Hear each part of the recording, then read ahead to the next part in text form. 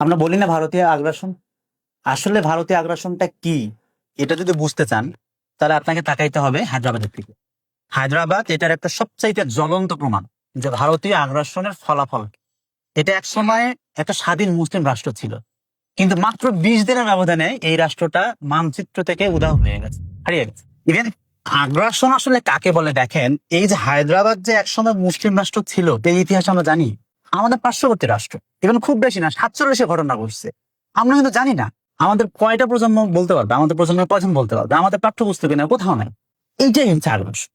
একটা রাষ্ট্রকে কিভাবে মাত্র 20 দিনের ব্যবধানে রাতারাতি নাই করে দেওয়া যায়, এটা আপনি আশ্চর্য হবেন পড়লে, যদি আপনি ট্রাজেডি অফ হায়দ্রাবাদটা বইটা পড়েন। এটা একটা মোটা বই, এটা লিখেছেন যার পতন হয়েছে, মানে যে প্রধানমন্ত্রীর পতন হয়েছে তিনি নিজেই এটা লিখেছেন, মিন লায়েক আলী। আর এটা একটা সংক্ষিপ্ত রূপ লিখেছেন। আর একটা হচ্ছে যে হারিয়ে যাওয়া হায়দ্রাবাদ। এই দুটো বই যদি আপনি পড়েন, আপনি আসলে আশ্চর্য হবেন যে ভারত কত বড় মাপের এক্সপার্ট একটা আগ্রাসী একটা রাষ্ট্র। তো আমার মনে হয় যে এই বইটা আমাদের যারা ভারতীয় আগ্রাসন বিরোধী কথা বলে বা এই চেতনা লালন করে তাদের প্রত্যেকে পড়া উচিত। তা না হলে বাস্তব স্পিরিটটা আসলে পাবে না যে ভারত আসলে কি।